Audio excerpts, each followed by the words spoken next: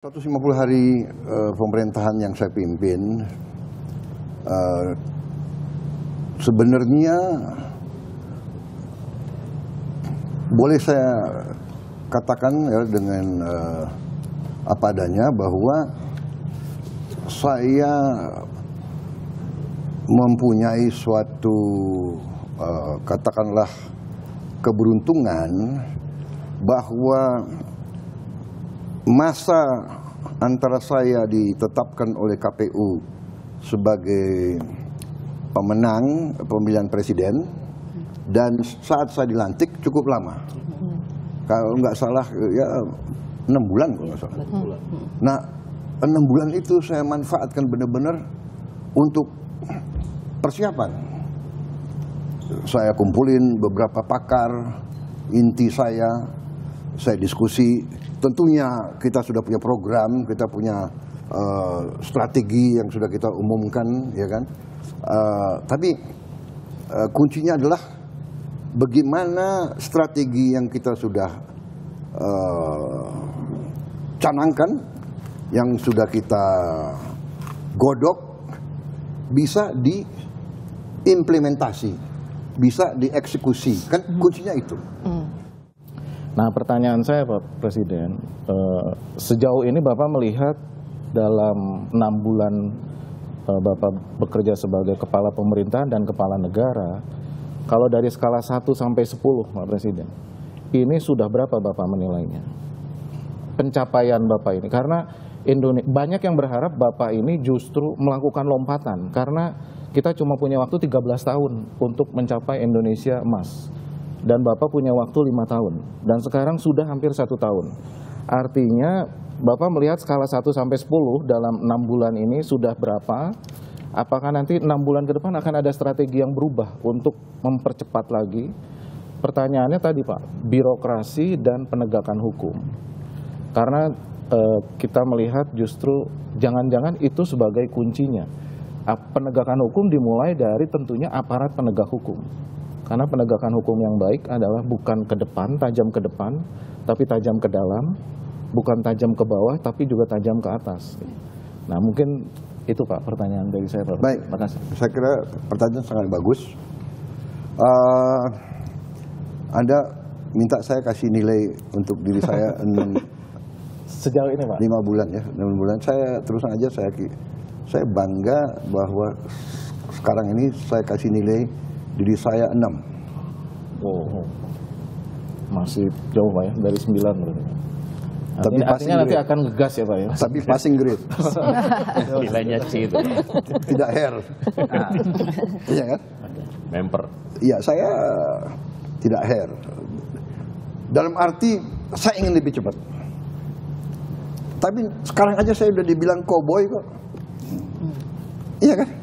Sekarang saya dibilang politik komando. Komando, iya kan? Benar nggak? Kasihan menteri-menteri saya. Jam 12 malam saya telepon, ya kan? Jadi saya ingin kita memang harus bergerak cepat. Tapi bagaimana kalau kalian bisa yakinkan MPR DPR memberi saya mandat apa itu? Super smart.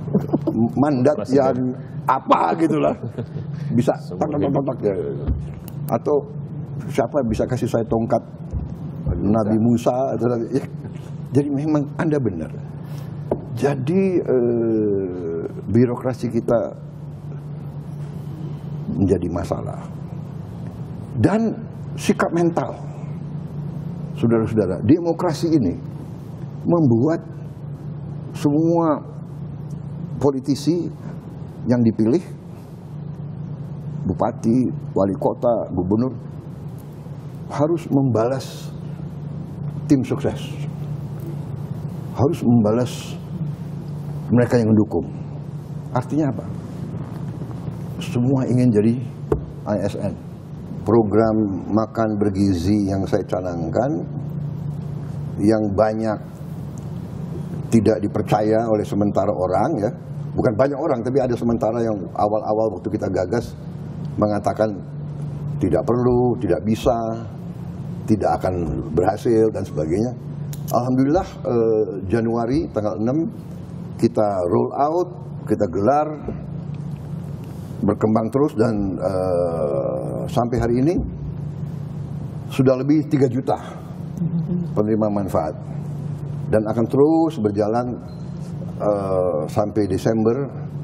Saya perkirakan mungkin Oktober, November kita sudah bisa hampir mencapai 100% sasaran. Banyak sekali yang kita bisa capai. Pertama, khususnya menghadapi Lebaran ini dan Ramadan ini, bulan Ramadan ini, saya merasa sangat terkesan. Pertama bahwa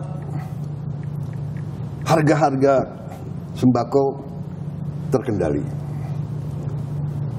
Kan saya sering mengatakan saya sudah lama jadi orang Indonesia, ya kan? Jadi saya mengalami tahun 60-an, tahun 68 kita krisis pangan. Kebetulan ayahanda saya waktu itu Menteri Perdagangan, jadi ikut mengurus. Jadi saya besar di kondisi itu dan selalu urusannya adalah harga beras, harga gula, minyak goreng, daging, telur, dan sebagainya. Jadi saya alhamdulillah pada saat saya presiden, Lebaran saya pertama, Ramadan saya pertama, harga-harga aman.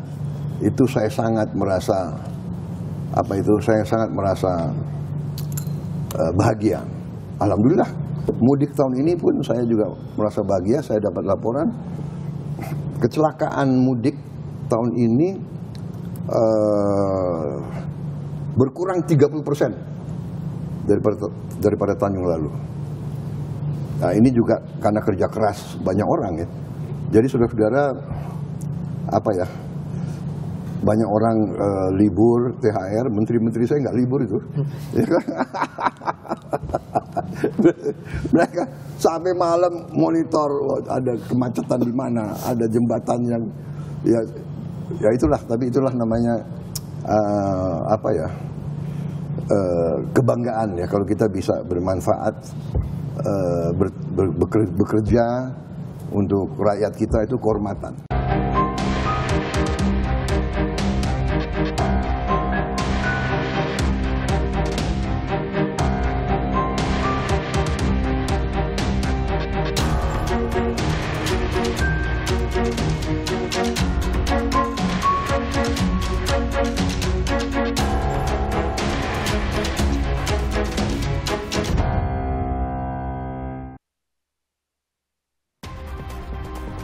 Anda kembali menyaksikan Kompas Petang bersama saya Sister Tarigan. Saudara, dalam diskusi dengan pemimpin redaksi di Hambalang, Presiden Prabowo juga bicara soal kritik mahasiswa per pemerintah lewat demonstrasi dan kritikan atas undang-undang TNI yang baru.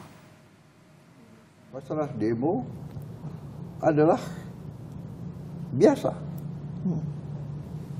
Dalam negara sebesar kita, kan kita sudah sepakat berdemokrasi. Orang berdemo itu dijamin oleh Undang-Undang Dasar.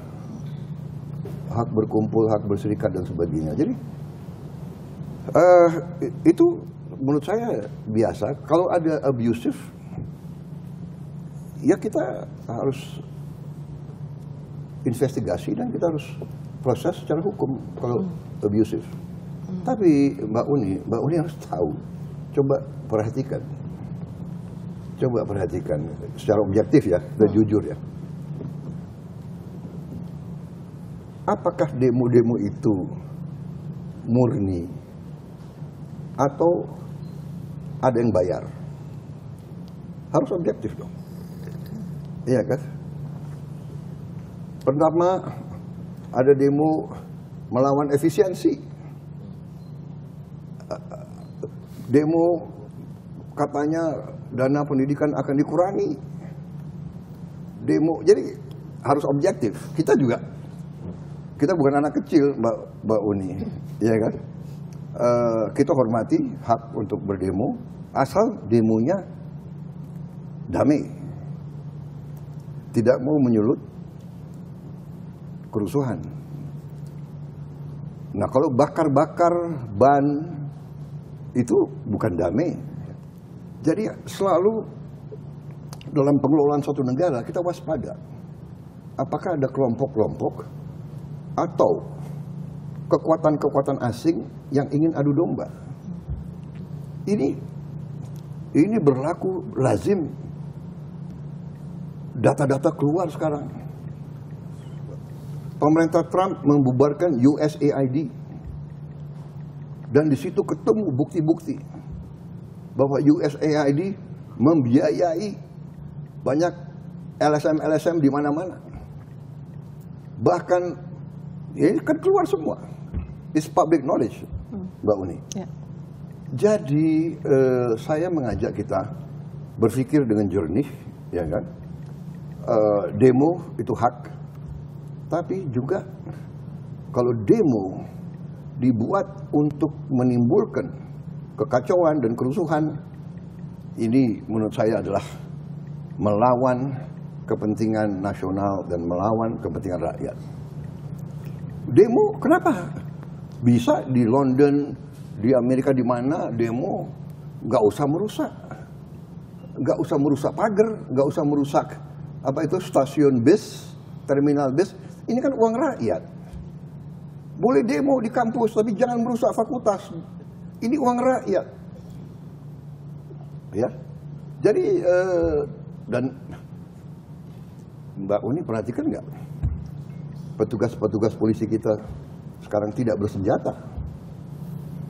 Ya, jadi masalah abusive oke, catat. Tapi dalam Mbak Uni sendiri mengatakan berapa ratus demonstrasi, berapa kasus abusive. Ya, jadi saya paham dan saya tahu setiap institusi ada yang tidak beres. Ya, organisasi yang besar, ya kan, pasti ada yang namanya manusia, namanya kadang-kadang anak muda, emosi, panas dan sebagainya. Tapi nggak ada niat dari pemerintah untuk menekan, untuk nggak ada. Untuk apa? Kita mau kerja untuk rakyat. Tentang soal kenapa kok RUU TNI ini begitu dipercepat? RUU TNI dipercepat karena kita mengalami suatu fenomena dalam beberapa tahun itu. Ya. Panglima TNI 1 tahun ganti, Kasat 1 tahun ganti, karena usianya habis. Waktu dia untuk kariernya, begitu mau dipakai, usia habis. Di mana kita bisa punya suatu organisasi yang pemimpinnya ganti tiap tahun. Nah, di situ saya sebetulnya mengatakan, saya bilang, ini kalau tidak ini berapa jenderal kita harus kita ganti sekarang. Jadi saya mohon kalau bisa, inti daripada RUU TNI ini sebetulnya hanya memperpanjang usia pensiun beberapa perwira tinggi. Gak ada niat TNI mau difungsi lagi, come on, ya kan? Nonsense itu saya katakan, tidak ada niat TNI ya keluar dari politik. Coba buka sejarah, di mana TNI keluar dari politik dalam sekian puluh tahun, berapa? Ya, waktu kejadian Divisi ABRI itu, ya memang Bung Karno yang ajak ABRI masuk karena kondisi Indonesia diserang, diganggu, PRI Permesta, DITI, RMS. Akhirnya Presiden waktu itu Bung Karno mengatakan darurat perang. Kita jangan lihat kondisi sekarang, kita lihat kondisi tahun 50-an gitu. Iya kan? Saya masih ingat, saya masih anak kecil, dari Jakarta mau ke Puncak lewat Bogor, dihentikan di tengah jalan. Di jalan ke Puncak itu DI rambut gondrong di pinggir jalan, dihentikan. Ya mereka minta makan, minta ini. Jadi kondisi zaman berbeda-beda. Ya. Jadi menurut saya undang-undang TNI itu is a non-issue. Tidak ada niat. Semua pejabat tentara yang akan masuk jabatan-jabatan sipil pensiun dini. Hanya ada beberapa lembaga yang memang diizinkan. 14 itu. Intelligence, bencana alam, Basarnas, dari dulu kan ini hanya mengformalkan. Kemudian apa ya katanya kejaksaan, kenapa? Ya kejaksaan ada jaksa pidana militer. Kemudian hakim agung, ada hakim agung ya kan? Kamar militer, dan kalau dilihat semua itu ada reasoningnya. Jadi menurut saya is non issue, itu rakyat juga tahu kok bahwa. Tapi transparansi proses pembahasannya juga akan dipersoalkan. Itu yang memicu demo sebetulnya, Pak. Selain konten ya, selain konten yang dikhawatirkan bahwa ini kita mengarah ke militarisme negara, militarisme, ada kotor-kotor lagi kayak zaman Orde Baru. Ya sudahlah, ya. Gak ada itu. Ya. Okay. Gak ada militarisme apa, ya kan? Militarisme apa? Kenapa orang nggak ribut kalau Thailand itu kudeta berkali-kali kok? Kenapa nggak? Anda ngerti nggak ada itu?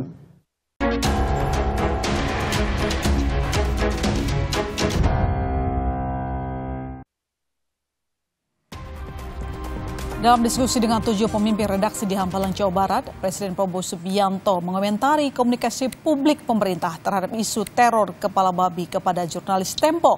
Selain itu, Prabowo juga menjelaskan tanggapannya soal tarif impor yang ditetapkan Presiden Amerika Serikat Donald Trump untuk Indonesia. Apa itu? Komunikasi.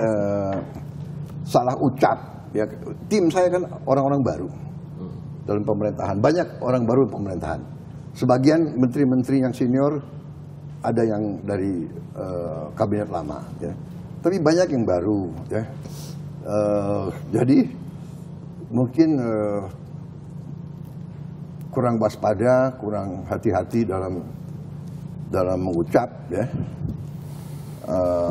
Saya kira itu yang bisa saya jelaskan, ya. Saya belum ketemu sih sebetulnya setelah. Saya juga kaget ya, masalah kepala babi dan apa ya, itu tikus kirim, itu juga saya kira gaya-gaya apa ya, taktik teknik gitu-gitu ya. Bagi saya juga saya nggak terlalu percaya bahwa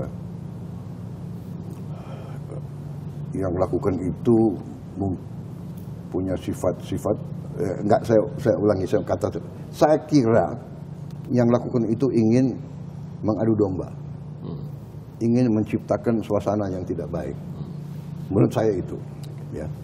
Tapi benar itu ucapan yang menurut saya teledor, itu ya keliru itu, ya. Saya kira beliau menyesal, ya. Tapi ini alasan yang saya bisa kasih adalah mungkin ya karena baru dalam posisi pemerintahan yang selalu disorot. Jadi kadang-kadang orang yang dari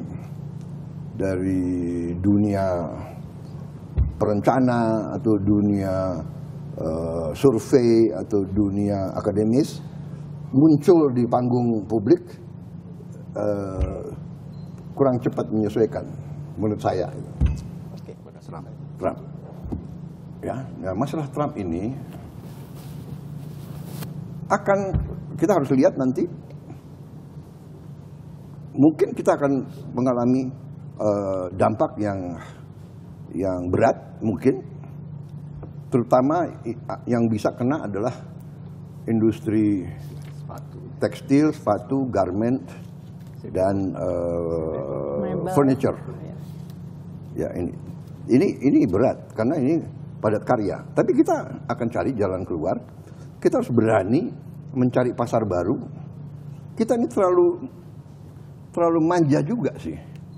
Ya, kita tuh selama ini tertarik oleh ekonomi Amerika, benar, karena ini kan sistem ekonomi yang Amerika ajarkan kepada kita, kan? Iya kan? Free market, benar nggak? Globalization, iya kan? There are no borders. Mereka ajarkan kepada kita. Kita murid yang setia. Ya kan? We follow what they teach us. All the time. The 60s, the 70s, the 80s, the 90s, 98, 99 kita ikut IMF. Paling setia, paling loyal.